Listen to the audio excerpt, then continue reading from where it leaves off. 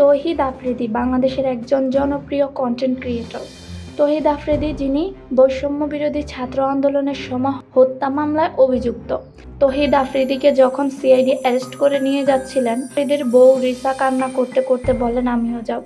সবাই ওকে আটকানোর চেষ্টা করছিল, কিন্তু রিসা কান্না করতে করতে একটাই কথা বলছিল, আমিও যাব। রিসা হচ্ছেন 6 মাসের গর্ভবতী। আজকে তৌহিদ আফ্রিদিকে আদালতে তোলা হচ্ছে। সিআইডি তৌহিদ আফ্রিদিকে 7 দিনের রিমান্ডের জন্য আবেদন করেছেন। বৈষম্য বিরোধী ছাত্র আন্দোলনের সময় দায়ের করা যাত্রাবাড়ি থানায় হত্যা মামলায় তাকে গ্রেপ্তার করা হয়েছে। মামলায় আফ্রিদি হচ্ছেন 11 নম্বর আসামি। এই মামলার প্রধান আসামি করা হয়েছে সাবেক প্রধানমন্ত্রী শেখ হাসিনাকে।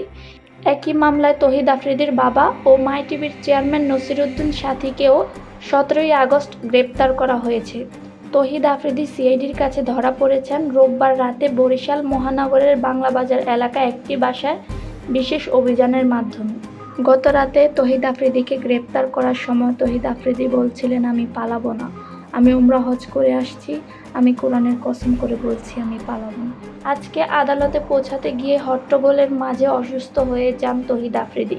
তাকে হেলমেট এবং বুলেট প্রুফ জ্যাকেট পরিয়ে নিয়ে যাওয়া হচ্ছিল আদালতে। তৌহিদ আফ্রিদির ওপর আরও অভিযোগ আছে।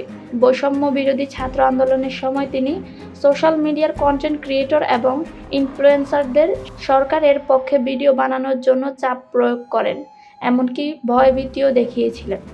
ধীরে ধীরে খোলাসা হচ্ছে তৌহিদ আফ্রিদির নানা অপকর্ম। তৌহিদ আফ্রিদিকে গ্রেপ্তার করায় স্বস্তি প্রকাশ করছেন অনেক কন্টেন্ট ক্রিয়েটর। তৌহিদ আফ্রিদির 7 দিনের রিমান্ড চেয়ে আবেদন করলে 5 দিনের রিমান্ড মঞ্জুর করেছে আদালত।